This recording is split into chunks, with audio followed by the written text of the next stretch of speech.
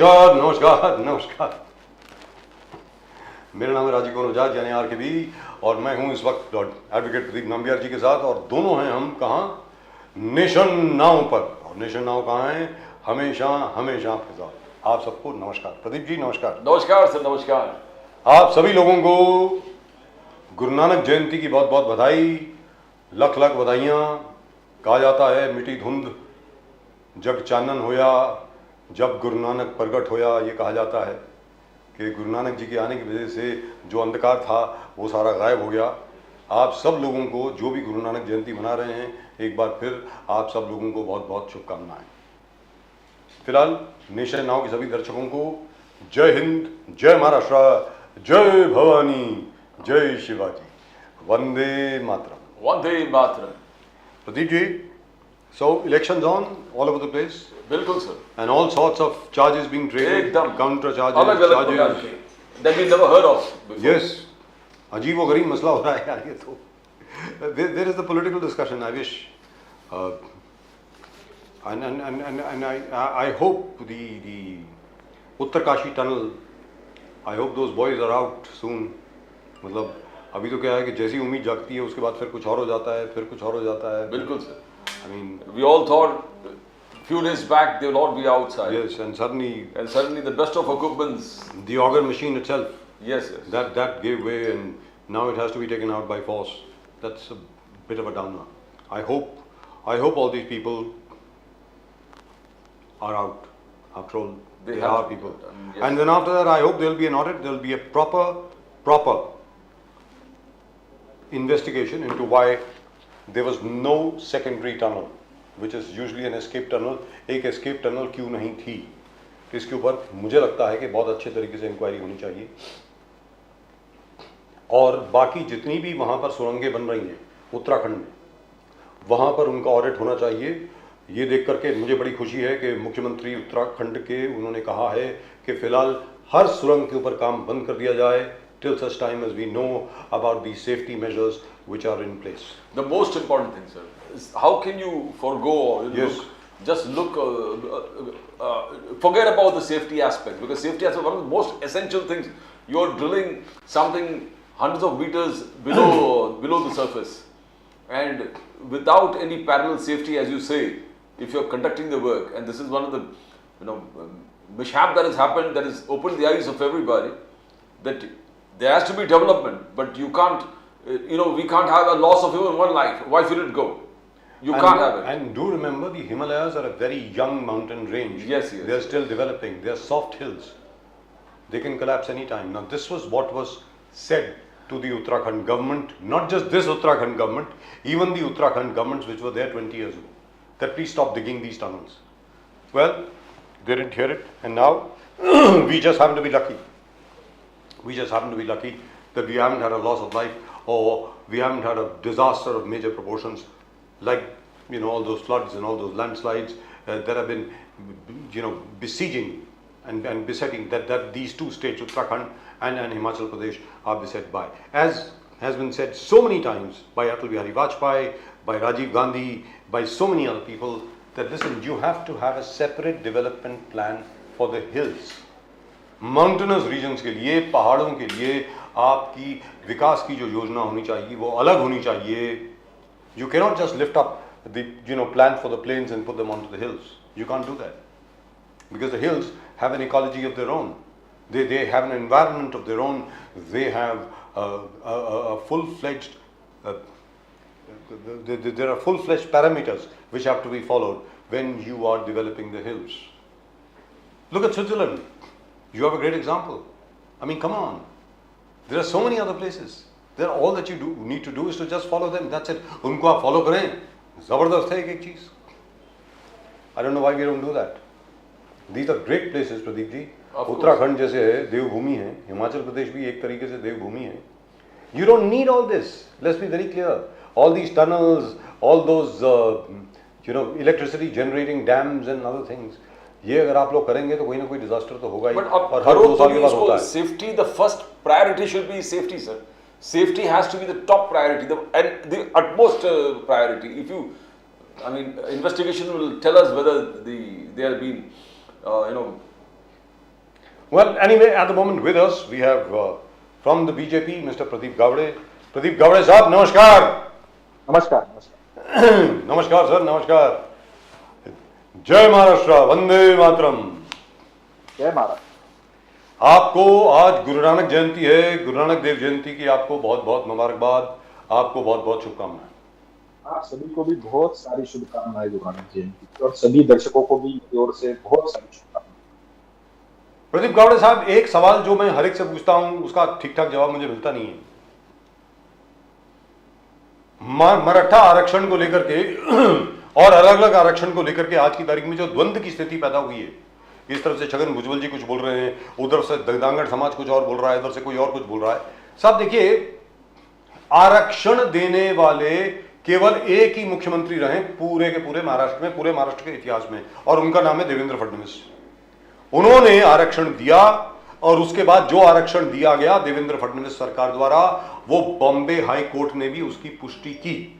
जब तक वो सुप्रीम कोर्ट में गया तब तक फडणवीस साहब मुख्यमंत्री नहीं थे. जो नई सरकार थी वो अच्छी तरह अपना पक्ष प्रस्तुत नहीं कर पाई.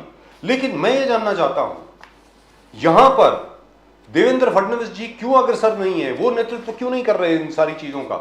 उनके लिए बाएं हाथ का खेल है, 2 मिनट में वो सॉल्व कर सकते हैं. प्रदीप गावड़े जी.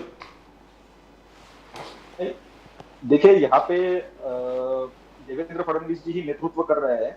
यहाँ की जो सरकार है वो एकनाथ शिंदे जी के नेतृत्व में चल रही है. देवेंद्र जी डिप्टी सीएम है, अजीत दादा डिप्टी सीएम है. देवेंद्र जी जहां जहां पे जरूरत है वहां वहां पे अपना काम कर रहे हैं. और जहां तक ये मराठा आरक्षण का भी अभी विषय चल रहा है, उसमें भी देवेंद्र जी अपना योगदान दे रहे हैं. अपनी जो एक्सपर्टीज है वो पूरी तरह से यूटिलाइज कर रहे हैं. और अभी जो सिचुएशन बनी है उसमें से कैसे सभी को न्याय दिया जाए. सॉरी, बोलिए बोलिए सर, नो प्रॉब्लम. सर सबको खांसी है, अकेले आपको नहीं है, सबको है, मुझको भी है जी. कैसे सभी को न्याय दिया जाए जी. किसी भी समाज के साथ अन्याय ना हो, या फिर किसी समाज के वर्तमान जो कॉन्स्टिट्यूशनल प्रोटेक्शंस है उसको कोई ठेस ना पहुंचे, इसकी खबरदारी राज्य सरकार ले रही है. देवेंद्र जी ले रहे हैं, एकनाथ जी ले रहे हैं. तो देवेंद्र जी पूरी तरह से अपना योगदान दे रहे हैं इस आरक्षण के विषय में. जैसा कि आप जानते हैं, पहले भी जो आरक्षण दिया गया था वो जब देवेंद्र जी मुख्यमंत्री थे उसी वक्त दिया गया था. और वो आरक्षण सिर्फ एक फार्स नहीं था, क्योंकि उससे पहले भी एक बार आरक्षण दिया गया था, लेकिन वो कॉन्स्टिट्यूशनल प्रोसीजर को फॉलो करके नहीं दिया गया था जो कांग्रेस गवर्नमेंट ने दिया था. कोई कॉन्स्टिट्यूशनल जो डेडिकेटेड बैकवर्ड कमीशन इस्टेब्लिश करना पड़ता है और उसके रिकमेंडेशन के बाद, उसके रिपोर्ट के बाद रिजर्वेशन दिया जा सकता है. ये जो कॉन्स्टिट्यूशनल मैकेनिज्म है ये फॉलो करके पहली बार गायकवाड़ कमीशन को सेटअप किया गया. गायकवाड़ कमीशन के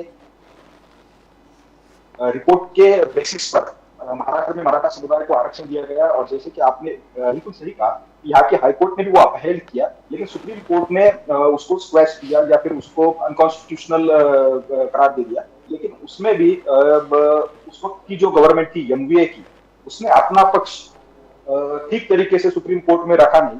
उस गायकवाड़ कमीशन का जो रिपोर्ट था उसके साथ जो एनेक्सचर्स थे जो कि बहुत वाइटल थे ये दिखाने के लिए कि कैसे मराठा समुदाय जो है वो सोशली और एजुकेशनली बैकवर्ड है, ये दिखाने वाले जो एनेक्सचर्स थे उसको प्रॉपर्ली ट्रांसलेट करके सुप्रीम कोर्ट के सामने रखा नहीं गया. यहाँ से प्रॉपर्ली ब्रीफिंग नहीं किया गया. तो ठीक है, वो इतिहास रहा है कि देवेंद्र. लेकिन प्रदीप गावड़े साहब, ये इतिहास है ठीक है, लेकिन फिर भी आपको विश्वास है इस बात का? मुझे तो विश्वास नहीं होता कि कोई सरकार ऐसा कैसे कर सकती है. अरे यार, तुम सुप्रीम कोर्ट में जा रहे हो और मराठी में एनेक्शर हैं, उसका आप अंग्रेजी में अनुवाद भी नहीं करा रहे ठीक तरीके से. मतलब ये क्या है? आपको समझ आई बात, मेरी समझ के बारे. प्रदीप गावड़े साहब, वो जो सरकार बनी थी 19 के इलेक्शन के बाद यहाँ पे महाराष्ट्र में, वो एक कॉमन मिनिमम प्रोग्राम के आधार पे बनी थी. जो एनडीए की गवर्नमेंट की सरकार बनी थी, और वो कॉमन मिनिमम प्रोग्राम था महाराष्ट्र को लूटना है, किसी भी हालत में महाराष्ट्र को लूटना है. चाहे वो कोरोना जैसी गंभीर परिस्थिति हो जिसमें बहुत सारे लोग मर रहे थे. और हमारे लिए ये बहुत शर्म की बात है महाराष्ट्र वासियों के लिए कि महाराष्ट्र सबसे आगे था उसमें, लेकिन फिर भी वहां पे क्या चल रहा था गवर्नमेंट की ओर से? तो करप्शन चल रहा था. मतलब आप अभी देखते होंगे कि महाराष्ट्र में किशोरी पेडनेकर का इन्वेस्टिगेशन शुरू है, अनिल परब का इन्वेस्टिगेशन शुरू है, संजय राउत का इन्वेस्टिगेशन शुरू है. यार वो बहुत सारी केसेस कोविड में जो भ्रष्टाचार हुआ उससे रिलेटेड. तो वो गवर्नमेंट का कॉमन मिनिमम प्रोग्राम आधार ही था, वो गवर्नमेंट करप्शन के आधार पर ही बनी थी. वही करना था तो उन्होंने वही किया. ना ही उन्होंने कोरोना में महाराष्ट्र के लोगों को कोई दिलासा देने के लिए काम किया, ना ही जो सुप्रीम कोर्ट में मराठा आरक्षण के लिए केस चल रहा था उसकी ओर ध्यान दिया.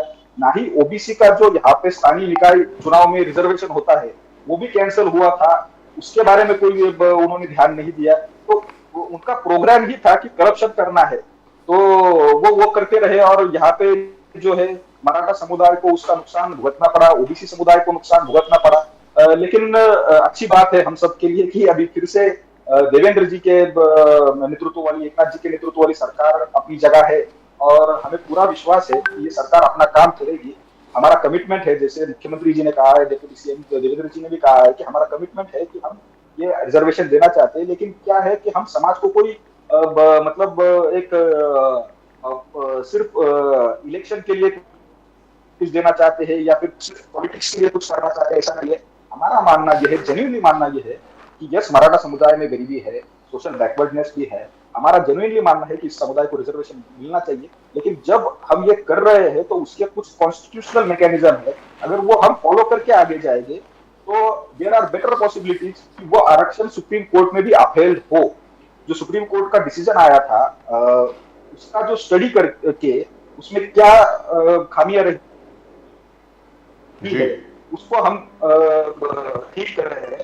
आपको जानकारी होगी कि क्यूरी पिटीशन भी सुप्रीम कोर्ट में लगा हुआ है, उसके ऊपर भी सबमिशंस होंगे। तो we are trying to make all avenues available at our behest. तो हम अपना पूरा प्रयास कर रहे हैं और हमें विश्वास है कि हम सभी समुदाय को न्याय देंगे, हम मराठा समुदाय को आरक्षण भी देंगे। और फिर से एक बार कि यहाँ पे जो दूसरा वर्ग कह रहा है, ओबीसी समुदाय की जो मांगी है, ओबीसी का जो रिजर्वेशन है उसको कोई ठेस नहीं पहुंचना चाहिए। The only problem over here, Mr. Gowdy, is, and I know Pradeep ji wants to come in here. Maratha reservation ji, and I know Pradeep ji wants to come in over here. The kind of deadlines that Mr. Manoj Jharange Patil has been issuing, that doesn't seem to be nice. Because the government should be allowed to do its work. सरकार को अपना काम करने देना चाहिए, इसमें कोई deadline की बात नहीं होती। कोई किसी के सर के ऊपर आप बंदूक नहीं रख सकते कि या तो इस डेट तक दो, ऐसा नहीं होता, कानून में ऐसा नहीं होता साहब। प्रदीप जी प्लीज। प्रदीप गौड़ी जी, गौड़ी साहब, हाँ बोलिए आप कंटिन्यू कीजिए, फिर मैं बोलता हूँ।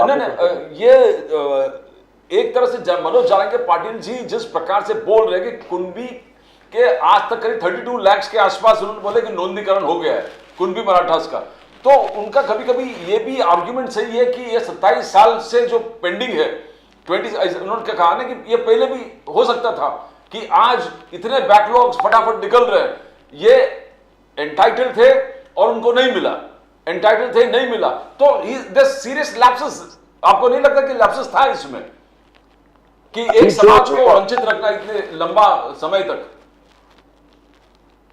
देखो मतलब महाराष्ट्र से ओबीसी में जो कम्युनिटी है वो पहले कुणबी था, उसके बाद 2004-05 में उसमें एक मॉडिफिकेशन किया गया और उसमें मराठा कुणबी और कुणबी मराठा इसको ऐड किया गया। उसके बाद ये सब जो रिकॉर्ड के आधार पर कास्ट सर्टिफिकेट मिलने लगे। अभी भी जो रिकॉर्ड मिला है और उस रिकॉर्ड के आधार पर कास्ट सर्टिफिकेट देने के लिए, बेनिफिट्स देने के लिए उसकी एक नियमावली, प्रोसीजर बनाने के लिए एक कमेटी बनाई गई है रिटायर्ड जस्टिस शिंदे जी के अंडर। और वो कमेटी ये सब जो रिकॉर्ड मिल रहा है वो रिव्यू कर रही है, और वो रिव्यू करके अभी मतलब ये बात सही है कि बहुत सारे रिकॉर्ड मिले हैं, लेकिन उसमें से कितने रिकॉर्ड जो है वो एक्चुअल वैलिड है, वो रिकॉर्ड क्या है, और उस रिकॉर्ड के आधार पर कितनी सरलता के साथ और कितनी आसानी के साथ ये जो कास्ट सर्टिफिकेट्स है उन बेनिफिशियरीज को दिया जा सकता है, उसके लिए शिंदे कमेटी अपॉइंटेड की गई है। उस कमेटी का मतलब सोल जो ये है, काम ही है कि ये जो रिकॉर्ड्स मिले हैं उसके आधार पर कास्ट सर्टिफिकेट देना है। तो अभी वो स्टडी चलेगा और उसके आधार पर जो भी लोग ये होंगे, पात्र होंगे, क्वालिफाइड होंगे, उन सभी को कास्ट सर्टिफिकेट मिलेगा। पर भुजबल साहब का कहना है, छगन भुजबल जी ने बोला कि ये जस्टिस शिंदे कमेटी को आप बर्खास्त कीजिए। That is what Chhagan Bhujbal साहब से बोले कि जिस रफ्तार से कुणबी सर्टिफिकेट्स का नोंदीकरण हो रहा है, बोले कि तो यू नाउ व्हाट डज भुजबल साहब really mean by justice Shinde committee को बर्खास्त करो? बिकॉज सुप्रिया सुले जी अभी आवाज उठाने लगी है, सुप्रिया सुले जी, कि इफ छगन भुजबल जो मुद्दा पब्लिक में उठा रहे हैं उनको कैबिनेट में उठाना चाहिए था, कैबिनेट में पूरा सैंक्शन करा के लो, कैबिनेट में बहस करो, कैबिनेट के अंदर ये छगन भुजबल साहब बाहर क्यों कर रहे हैं? तो ये कैसे, किस प्रकार से चलना? कई हद तक सुप्रिया सुले जी कहना कि he is a minister, he should talk within the cabinet. How do you see that, Pradeep Gowdy साहब? छगन भुजबल जी ने जो कुछ कहा है तो उनका जो पूरा आर्ग्यूमेंट है जो मैंने पिछले 2-3 दिनों में उनकी प्रेस कॉन्फ्रेंस में या फिर उनकी सभाओं में सुना है, तो मोटे तौर पे उनका आर्ग्यूमेंट ये है कि जो मुझे प्रतीत हुआ है कि जो पूरा रिकॉर्ड मिला है उसको ठीक तरीके से स्क्रूटिनाइज किया जाए और होलसेल में, मतलब सिर्फ है कुछ तो भी और उसके आधार पर आप कास्ट सर्टिफिकेट दें, ऐसा नहीं होना चाहिए। उसकी एक प्रॉपर स्क्रूटिनी होनी चाहिए और उस प्रॉपर स्क्रूटिनी के अंदर जो कोई फिर क्वालिफाइड होगा उसको वो मिलना चाहिए। ये उनका कंसर्न है और वो कंसर्न वाजिब है, उसमें कोई दिक्कत नहीं है। और सरकार भी अपनी ओर से पूरा उसका स्क्रूटिनी करके, रिकॉर्ड का स्क्रूटिनी करके जो कोई क्वालिफाइड लोग है उस कास्ट के कास्ट सर्टिफिकेट के लिए उनको वो रिजर्वेशन मिलेगा। और जहां तक सुप्रिया सुले जी का सवाल है, तो सुप्रिया सुले जी का परिस्थिति ऐसा है कि दिन में वो जब तक एक बार देवेंद्र जी का नाम नहीं लेती, देवेंद्र जी को क्रिटिसाइज नहीं करती या फिर देवेंद्र जी का रिजिग्नेशन नहीं मांगती, तब तक उनको खाना हजम नहीं होता है। ये उनकी दिक्कत है। तो और दूसरी मतलब उनकी सुप्रिया सुले जी की होगी या फिर शरद पवार जी की जो भूमिका होगी वो ये है कि ये जो परिस्थिति महाराष्ट्र में बनी है उसका समाधान नहीं होना चाहिए।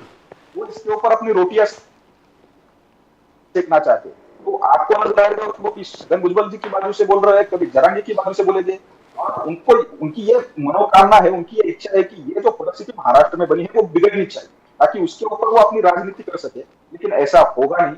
महाराष्ट्र की सरकार सशक्त है। महाराष्ट्र की सरकार के ऊपर मराठा कम्युनिटी होगी, ओबीसी कम्युनिटी होगी या फिर एससीज होगी, वो सभी का फेथ है, उनका विश्वास महाराष्ट्र की सरकार के ऊपर, देवेंद्र जी के ऊपर, एकनाथ जी के ऊपर, अजीत दादा के ऊपर है। इसलिए हम इसका समाधान पूर्वक निराकरण करेंगे। और हम यहाँ चाहते हैं कि कोई भी समुदाय एक दूसरे के सामने खड़ा हो, ऐसी परिस्थिति निर्माण ना हो जो कि सुप्रिया सुले चाहती है, लेकिन उनकी ये मनोकामना कभी पूरी नहीं होगी। सुप्रिया सुले जी, आपका कहना सही है। सुप्रिया सुले जी लगातार 10-15 दिन से फडणवीस साहब का इस्तीफा मांग रहे हैं। She wants the resignation of Devendra Fadnavis ji. चाहे वो लाठीचार्ज, जो पत्थर फेंकने वाले इंसिडेंट हो जलना के, जो पुलिस पर पत्थर फेंका, तो सुप्रिया सुले जी का कहा कि इंटेलिजेंस फेलियर है। भुजबल जी का गाड़ी को रोकने के लिए बार बार ओबीसी के नेता लोग कर रहे थे ऑन द वे कल परसों, उसी में भी सुप्रिया सुले जी का कहना है intelligence failure. Why not hold Devendra Fadnavis responsible. Sharad Pawar ji, तो ये घूम फिर के एवरी एक्ट जो लॉ एंड ऑर्डर का है which is happening continuously, Supriya Sule this comes out to so that home ministry is not working efficiently. लगातार सुप्रिया सुले का ये आरोप है जो भी इंसिडेंट्स महाराष्ट्र में होता है जो होम मिनिस्ट्री रिलेटेड है, और लगातार भयंकर मींस कंटिन्यूस हो रहा है, चाहे वो जरंगे पाटिल जी के सभा में हो, भुजबल साहब के रूट में हो, स्टोन पेल्टिंग हो, लाठीचार्ज हो, कंटिन्यूस। सुप्रिया सुले का एक ही चीज है कि Fadnavis is responsible, home ministry responsible. आप इसको नकार भी नहीं सकते प्रदीप गावड़े साहब।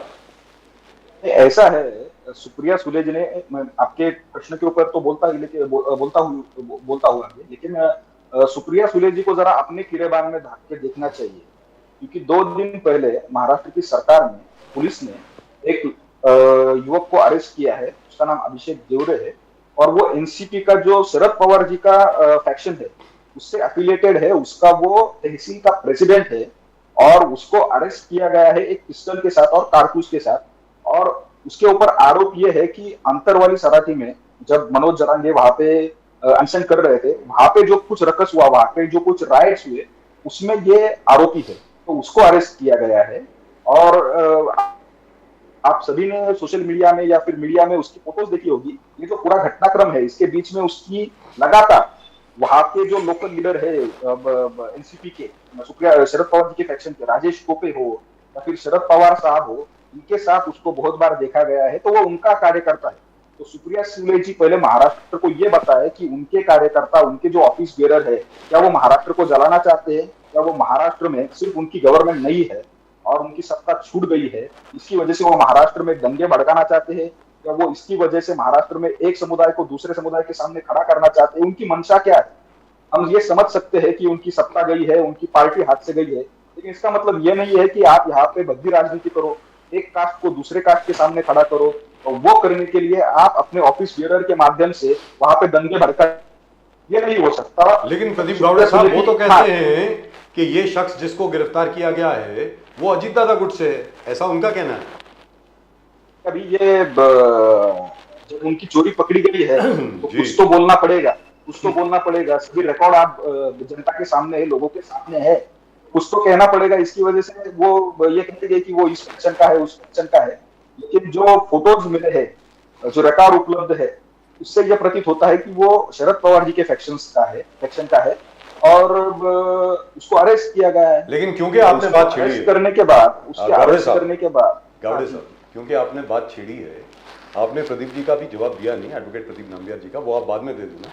इस छोटे से सवाल के बाद आप जरूर दीजिएगा कि उन्होंने कहा कि भाई आखिरकार गृह मंत्री जी को जिम्मेवारी लेनी पड़ेगी अगर कोई कानून व्यवस्था में कुछ अगर गड़बड़ी हो रही है, ऊपर नीचे कुछ हो रहा है, तो आखिरकार होम मिनिस्टर साहब रिस्पॉन्सिबल है, आखिर में चीफ मिनिस्टर रिस्पॉन्सिबल है, ऐसी बात नहीं। लेकिन यहाँ पर क्योंकि आपने बात छेड़ी है, एक बहुत अंदर से जो खबर आ रही है, अलग अलग ये जो देखिए साहब, धनगढ़ समाज का आंदोलन शुरू हो गया, माली समाज का आंदोलन शुरू हो गया, कोली समाज का आंदोलन शुरू हो गया, लिंगायत समाज का आंदोलन शुरू हो गया, अब तो मुसलमानों में भी ये हो रहा है कि भाई हमारा जो 5% था वो भी आप लोगों ने काट दिया।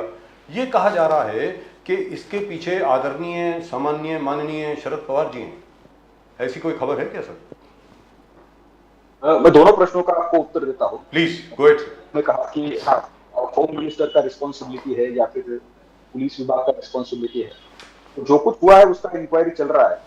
लेकिन आप दोनों वरिष्ठ पत्रकार हैं, आप ये जानते हैं कि जो इश्यूज कास्ट से रिलेटेड है वो हाईली सेंसिटिव इश्यूज है जी, उसको तो हमको अच्छी तरीके से, सेंसिटिव तरीके से हैंडल करना पड़ता है। जी। आप सब जानते होंगे, मतलब आदरणीय सुप्रिया सुले जी के पिताजी शरद पवार जब महाराष्ट्र के मुख्यमंत्री थे और गृह मंत्री भी थे, महाराष्ट्र में गोवारी आंदोलन के लिए, गोवारी आरक्षण के लिए आंदोलन हुआ था और उस आंदोलन के ऊपर वहां उस वक्त की पुलिस ने लाठीचार्ज किया और उसमें जो भगदड़ मची, उसमें लगभग 200 लोग मरे थे। तो सुप्रिया सुले जी क्या चाहती है कि हम उस तरीके से काम करें? 200 लोग मर गए थे आपके जमाने में जब वो आरक्षण मांग रहे थे, और यहाँ पे आप बात कर रहे हैं। तो जो कुछ भी हिंसा की घटनाएं हुई है, चाहे वो जालना जिले में हो या फिर बीड़ जिले में हो, मैं ये नहीं कह सकता कि हम पूरी तरीके से उसको मतलब ये कर रहे हैं, उसकी इंक्वायरी होगी। लेकिन आप उन घटनाओं का पोटेंशियल देखिए, महाराष्ट्र में जिस तरीके से ये पूरे दोनों इश्यू शुरू है, वो घटनाएं इस्केलेट नहीं हुई, घटनाएं अदर जगह पे इस्केलेट नहीं हुई है जी। तो इसकी वजह से मैं ये नहीं कहूंगा कि उसकी वजह से आप हमारी पीठ थपथपाए, लेकिन ये सेंसिटिव इश्यूज है, हाईली सेंसिटिव इश्यूज है। इसका मतलब ये नहीं है कि हम सख्त नहीं होंगे, जहां पे सख्ती की जरूरत होगी वहां पे हम सख्त रहेंगे, लेकिन जहां तक थोड़ा सा सेंसिटिव होने की जरूरत होगी वहां पे सेंसिटिव रहेंगे। और जिस तरीके से शरद पवार जी ने जब उनके मुख्यमंत्री रहते गोवारी भाइयों के ऊपर लाठीचार्ज करके लगभग 200 लोगों को हत्या की रिस्पॉन्सिबिलिटी उनकी है, उस तरीके का हम राजनीति या फिर उस तरीके का हम यहाँ पे कुछ नहीं करना चाहते। तो सुप्रिया सुले जी पहले अपना इतिहास देखे कि किस तरीके से जब लोग अपना हक मांग रहे थे। यहाँ पे जब आपको पता होगा हमारे पुणे डिस्ट्रिक्ट में मावल में किसानों का आंदोलन हुआ था, उसके ऊपर फायरिंग की गई थी, 4-5 किसान मर गए थे उस वक्त। तो वो चाहती है कि इस तरीके से कुछ हो जिसकी वजह से और यहाँ पे राजनीति हो और यहाँ पे खून खराबा हो, वो तो इसी के लिए मतलब वेट कर रही है। प्रदीप गावड़े साहब, हम आपने शरद पवार जी के बारे में बोले, शरद पवार जी भी कंटिन्यूस लगातार मोदी साहब पे आलोचना शुरू कर दिया है। आज उन्होंने कहा कि मोदी साहब विश्व गुरु बनने के चक्कर में, मोदी साहब विश्व गुरु बनने के चक्कर में नेहरू और गांधी, महात्मा गांधी के कंट्रीब्यूशन को निग्लेक्ट कर रहे हैं, राइट ऑफ कर रहे हैं कि इनका कोई कंट्रीब्यूशन नहीं था। एंड आगे जाकर उन्होंने कहा कि मोदी साहब जब भी स्टेट्स में आते हैं तो नॉन बीजेपी स्टेट है उस सीएम को डिस्क्रेडिट करते हैं, उस सीएम को आलोचना करते हैं कि ढंग से काम नहीं हो रहा, ढंग बोले ये फेडरल स्ट्रक्चर के सिचुएशन में ठीक नहीं बैठता कि कोई प्राइम मिनिस्टर आके उनके नॉन बीजेपी स्टेट के सीएम पे आरोप लगाए, आलोचना लगाए। And you know right of the contribution of Mahatma Gandhi and Pandit Jawaharlal Nehru, charge serious है प्रदीप गावड़े साहब, can be right of the contribution to the nation. तब माननीय पंतप्रधान जी के, नरेंद्र मोदी जी के आप पूरे भाषण भी देखेंगे तो आपको पता चलेगा कि उन्होंने महात्मा गांधी जी के बारे में तो बहुत सारी बातें कही है और बहुत सारी चीजों को महात्मा गांधी जी के प्रति डेडिकेट किया है। हमारा जो बहुत बड़ा अभियान मोदी जी प्राइम मिनिस्टर बने हैं उस दिन से शुरू हुआ है स्वच्छ भारत का, वो महात्मा गांधी के आदर्शों को ऊपर बना हुआ है। हम महात्मा गांधी जी के आदर्शों के ऊपर ग्राम स्वराज्य या फिर ग्राम पंचायतों को ज्यादा से ज्यादा सशक्त कर रहे हैं, तो महात्मा गांधी जी का कंट्रीब्यूशन तो मतलब नकारने का कुछ मुद्दा ही नहीं होगा, आप अगर रिकॉर्ड देखेंगे। और नेहरू जी के बारे में भी, मतलब despite being fierce ideological opponent, जहां पे संभव है वहां पे हमने उनको क्रेडिट दिया है। लेकिन अभी आप जानते होंगे कर्नाटक में इनकी कांग्रेस की गवर्नमेंट बनी है, और कर्नाटक की जो दूसरी असेंबली का सबसेक्शन है, बेलगाम में असेंबली बनी है, वहां पे सावरकर जी का एक चित्र पुरानी गवर्नमेंट ने, बीजेपी गवर्नमेंट ने लगाया था। अभी जो उनका सेशन शुरू होने वाला है, उससे पहले कांग्रेस वाले सावरकर जी का प्रतिमा है बेलगांव की असेंबली से, वो हटाने वाले हैं। तो ये कौन सी राजनीति हुई? कौन किसका कंट्रीब्यूशन नकार रहा है? कांग्रेस जी जो एक बहुत बड़े क्रांतिकारी थे और बहुत सारे क्रांतिकारों के प्रेरणा स्रोत थे, उनका कंट्रीब्यूशन नकारती है। राहुल गांधी उनके बारे में, सावरकर जी के बारे में क्या बोलते हैं? उस तरीके की भद्दी बातें हमने कभी नेहरू जी के बारे में की है क्या, या फिर हमारे किसी जवाबदार नेता ने की है क्या किसी और के बारे में? तो ये उनकी आदत है कि सिर्फ एक फैमिली को, गांधी नेहरू फैमिली है, उसको पूरा जो भारत का हर चीज का क्रेडिट देना है, हर चीज को नाम देना है, हर स्टेडियम को नाम देना है, रास्ते को नाम देना है, कुछ भी हो उनको क्रेडिट देना है। तो ये उनकी आदत रही है, और उसकी वजह से वो ऐसी बातें कर रहे हैं।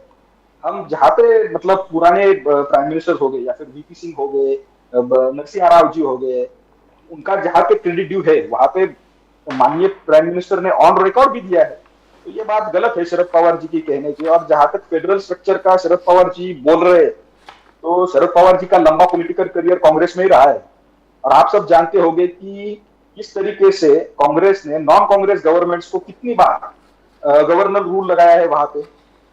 जब इंदिरा गांधी 1984 में 1980 में इलेक्शन जीत के आ गए, तो उस वक्त जितनी नॉन कांग्रेस गवर्नमेंट थी, इवन लेफ्टिस्ट की गवर्नमेंट थी, उन सबको दरकिनार कर दिया गया, बर्खास्त कर दिया गया था, बर्खास्त कर दिया गया था। तो कौन सा कारण था उस वक्त, और शरद पवार जी साहब उस वक्त कहाँ थे? तो मुझे लगता है ये मतलब शरद पवार जी जिंदगी भर जहाँ पे रहे हैं, उसका पहले वो स्टडी करे, और फिर वो ये बताए कि फेडरल। लेकिन एक चीज तो है साहब, प्रदीप गावड़े साहब, एक चीज तो है, I am very frankly speaking, I have always admired Mr. Devendra Fadnavis. I am saying so very openly. और अभी भी प्रदीप नाम्बियार साहब, जिस प्रकार उन्होंने जो भीड़ की घटना थी, झालना की जो घटना थी, उसको जिस प्रकार बड़े आराम से डेलिकेटली सेंसिटिवली हैंडल किया, because it had the potential of burning up the entire Maharashtra.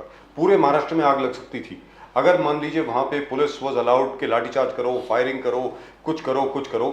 पूरे महाराष्ट्र में मतलब ये फैल सकती थी और हर जगह पे आगजनी होती, ना जाने क्या कुछ होता। I think that was the plan. मुझे ऐसा लगता है प्रदीप गावड़े साहब, इसके ऊपर एक ज़बरदस्त अच्छी तरीके से इन डेप्थ इन्वेस्टिगेशन होनी चाहिए कि वास्तविकता में प्लान क्या थी। हम लोगों को जो ये लगता है कि ये बड़े योजनात्मक तरीके से किया गया था ताकि पूरा महाराष्ट्र जो है वो जल भुन के राख हो जाए, लग ऐसा रहा है मुझको। अब आप इसके बारे में क्या कहेंगे मुझे मालूम नहीं है। दूसरी चीज़, हमारे जरंगे पाटिल साहब ने आज बहुत कुछ उल्टा सीधा बोल दिया था पिछले दिनों, कि ये कल ही बोला है। उसके ऊपर छगन भुजबल साहब ने एक बड़ी लंबी लिस्ट उनके सामने रख दी, जिसके ऊपर उन्होंने जो कुछ भी कहा था उन्होंने वापस ले लिया है। Very good of him. Like he चुका है। उन्होंने कहा कि भाई जो किसी चीज़ के लायक नहीं थे आज हमें उनको सलाम करना पड़ रहा है। तो छगन भुजबल साहब ने उनको अहिल्याबाई होलकर के बारे में याद दिलाया, बाकी सब लोगों के बारे में याद दिलाया। तो जरंगे पाटिल साहब ने बड़ा दिल दिखाते हुए उन्होंने कहा कि साहब देखिए मैं इसको वापस लेता हूँ। तो उसके बारे में कुछ कहना चाहेंगे साहब गावड़े साहब? इसके बारे में आदरणीय देवेंद्र जी ने या फिर एकनाथ जी ने, देवेंद्र जी ने स्पेसिफिकली दोनों नेता को कहा है, देखिए हमारी ये भूमिका इसमें कि हर समाज की अपनी अपनी कुछ मांगे हो सकती है जी। जैसे मराठा समुदाय की अपनी मांग है कि उनको रिजर्वेशन मिलना चाहिए, ओबीसी समाज की अपनी भूमिका है कि आप मराठा समाज को रिजर्वेशन दीजिए, लेकिन हमारा जो रिजर्वेशन है उसको आप ठेस मत पहुंचे। ये अपने अपने दोनों समुदाय की भूमिका है। तो दोनों समुदाय के जो लीडर है वो अपनी अपनी ओर से अपनी बात रख रहे हैं, और हमारा ये मानना है डेमोक्रेटिक वे में उन दोनों को अपनी अपनी बात रखने की पूरा अधिकार है। अपनी अपनी तरीके से जो शांतिपूर्ण आंदोलन होंगे कॉन्स्टिट्यूशनल वे से, वो करने का भी पूरा अधिकार है। लेकिन as a responsible leader of that community, ये दोनों की रिस्पॉन्सिबिलिटी है कि वो किसी समुदाय को गाली न दे, किसी समुदाय के बारे में पूरी की तरह गलत बात न करे, अपनी अपनी बात रखे। मराठा समुदाय ये बात रखे कि किस तरीके से उनको आरक्षण मिलना चाहिए, किस तरीके से वो इस आरक्षण के लिए क्वालिफाइड है, क्या उनका जो कॉन्स्टिट्यूशनल रिक्वायरमेंट्स है पूरी, किस तरीके से वो उसको फुलफिल कर रहा है, या फिर किस तरीके से उनको इतनी देर तक नजरअंदाज किया जाए। ये उनको अपनी बात रखने का पूरा अधिकार है जो जरांगे पाटिल रख रहे हैं। हमारी जरांगे पाटिल से अपेक्षा ये है कि आप पूरी ताकत के साथ अपना आंदोलन कीजिए, मराठा समाज को जो आप आंदोलन चला रहे हैं वो चला लीजिए, लेकिन ये करते समय आप ओबीसी समुदाय को या फिर किसी और समुदाय को गाली मत दीजिए, या फिर उसके बारे में कुछ अपशब्द मत कहिए, क्योंकि उससे आपका आंदोलन भी डैमेज हो जाएगा। जी, वही हमारा कहना ओबीसी समुदाय के नेताओं को है कि आप भी अपना जो मतलब आप चाहते हैं कि ओबीसी